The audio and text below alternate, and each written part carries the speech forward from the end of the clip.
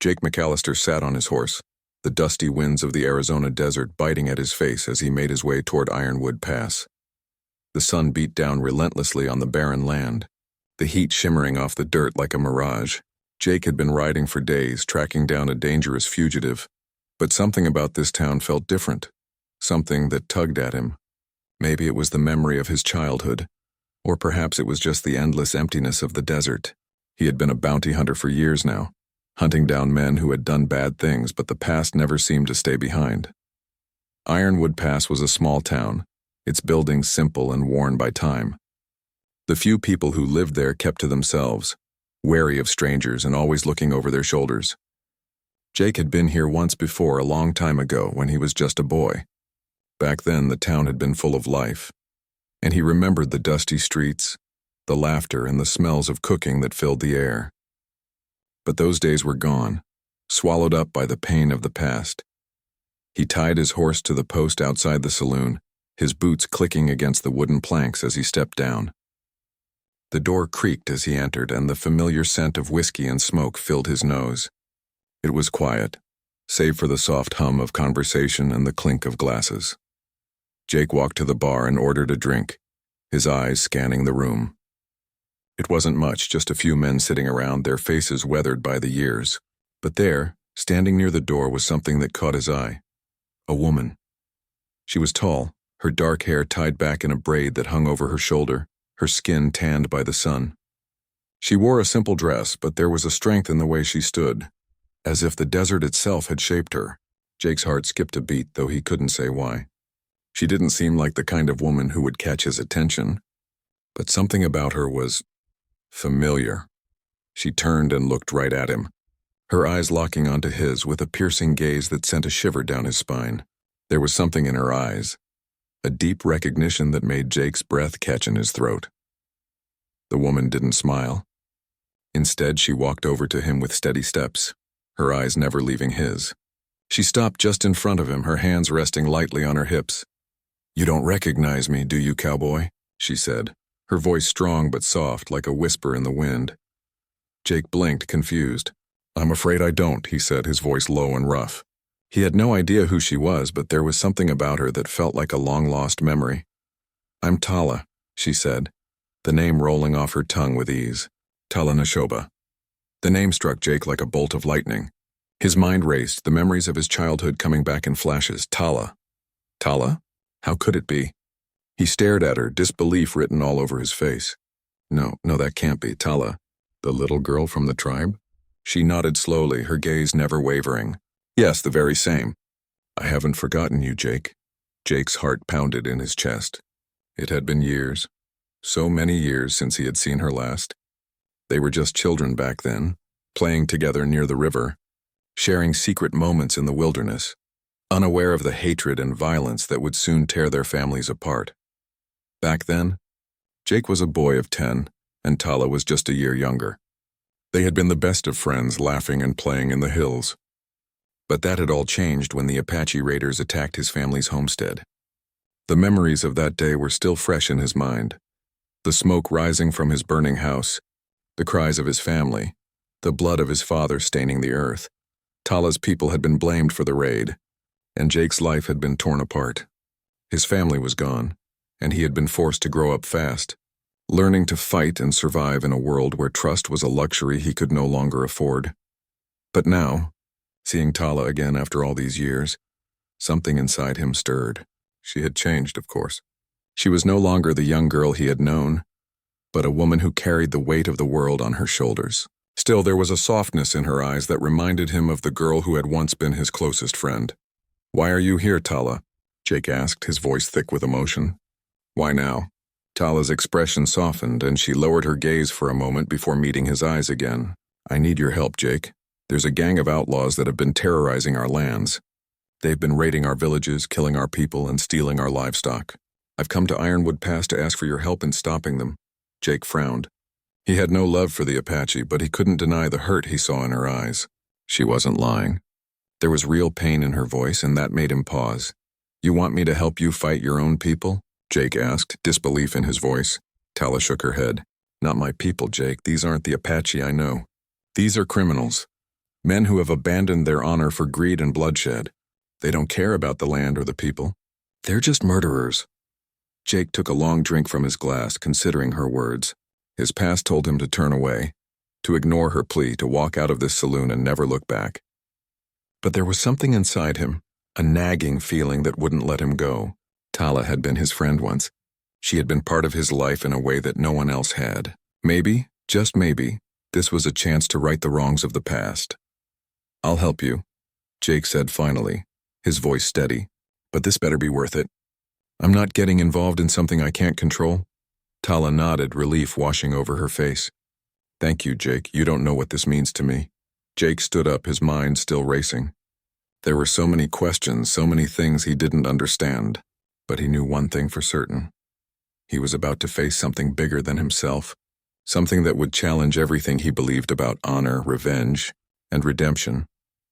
As he followed Tala out of the saloon and into the bright, unforgiving light of the desert, Jake couldn't shake the feeling that the past was never as far behind as it seemed. And no matter how hard he tried, it would always find a way to catch up with him. The heat of the desert sun pressed down on Jake and Tala as they rode together toward the abandoned ghost town of Redwood Hollow.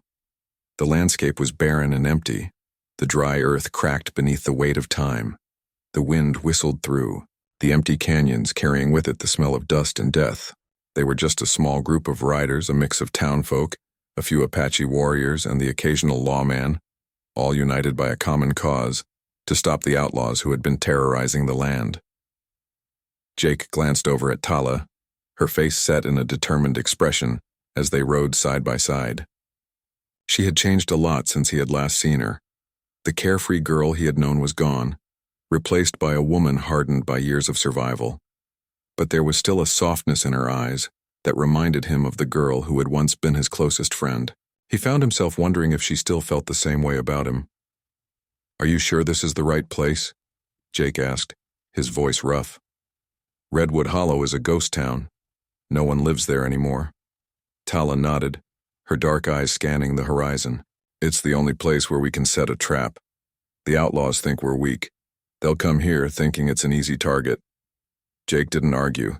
He trusted Tala, even if he didn't fully understand her plans.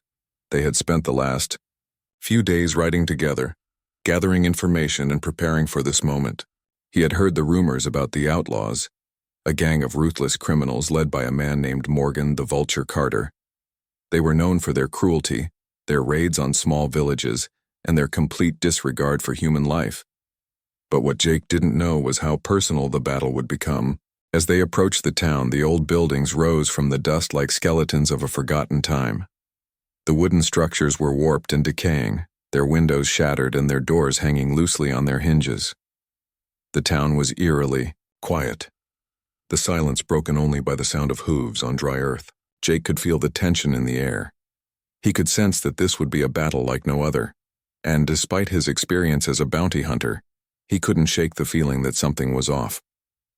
"We're almost there," Tala said, her voice steady but tense. "Once we get inside the town, we'll split up. We'll take positions and wait for them to show up. When they do, we strike." Jake nodded, his hand resting on the grip of his gun. His mind was racing, thinking about the fight that was about to come. But there was something else on his mind, too. Something that had been nagging at him ever since Tala had appeared in Ironwood Pass. "Tala," he began, his voice quieter than usual. "You told me about your people, about what happened with the outlaws, but there's something you haven't told me, something you're not saying." Tala turned to him, her face hardening slightly. "What do you mean?" Jake hesitated, searching for the right words. "Morgan Carter. I heard he's been after you, but why? What does he want with you?" Tala's eyes flickered with something that looked like regret. She didn't answer immediately, instead focusing her attention on the road ahead. "You have a right to know, Jake," she said finally, "but it's not something I want to talk about right now." Jake didn't press her further. He could tell that she was holding something back, but he didn't push. They had too much to do. When they reached the center of the ghost town, they dismounted and took their positions. The rest of the group spread out, hiding behind abandoned buildings and broken wagons, ready for the showdown that was about to come. Hours passed in tense silence. The wind picked up, swirling dust around them as the sun began to dip below the horizon. Jake felt the weight of the coming battle pressing down on him. He had been in many fights before, but something about this one felt different. It felt personal. And then, just as the last rays of sunlight disappeared, he heard the sound of hooves in the distance. The outlaws had arrived. Jake's heart pounded in his chest as the gang rode into the town. They were a rough-looking group, men and women alike, all wearing weathered clothes and carrying weapons. At their head rode Morgan Carter, his dark eyes scanning the town with a calculating look. "Stay calm," Tala whispered to Jake as she appeared beside him, her bow ready in her hands. "This is it." Jake nodded, his eyes narrowing as Morgan Carter's gang began to spread out. The tension in the air was thick, and Jake could feel his pulse quicken as he waited for the signal. It wouldn't be long before the battle would begin, but just as the outlaws were about to make their move, Morgan Carter's voice rang out, echoing through the empty town. "I know you're out there, Tala," he called, his voice dripping with malice. "I know what you've been planning." Jake's heart skipped a beat. Tala had said nothing about a confrontation like this. What was Carter talking about? "Don't think you can hide from me," Morgan continued, his voice growing louder. "I know everything about you. Your past, your family, your blood." Jake's hand tightened around his gun. What was Carter saying? Tala's past? Her blood? What did he mean? Tala stepped forward, her face pale but determined. "Morgan," she called, her voice steady. "This isn't the time for games. Leave now and I'll let you live." Morgan laughed, a harsh sound that echoed through the streets. "Live? You think I'm here to die?" "No, Tala. I'm here to finish what I started years ago." Jake's mind raced as the truth began to sink in. He had been right all along. This wasn't just a fight between the outlaws and the Apache. It was personal. Morgan Carter wasn't just a criminal. He was family. Morgan had once been part of Jake's family, his uncle, before the rift between them had torn their world apart. And now, Jake realized, Morgan was the one who had killed his parents in that raid so long ago. Jake's heart pounded in his chest as the pieces of the puzzle clicked together. But before he could process the truth, the gunfire began. The battle was on. Jake and Tala fought side by side, their movements fluid and synchronized. Jake's gun was quick, his aim deadly as he took down one outlaw after another. Tala's bow was silent but deadly, each arrow finding its mark with precision. Together, they made a formidable team. But Jake couldn't shake the feeling of betrayal that burned in his chest. Morgan had been his blood, and now he was nothing more than an enemy to be destroyed. The pain of that realization twisted inside him as he fought, but he couldn't let it stop him. Not now. Finally, the confrontation came to a head.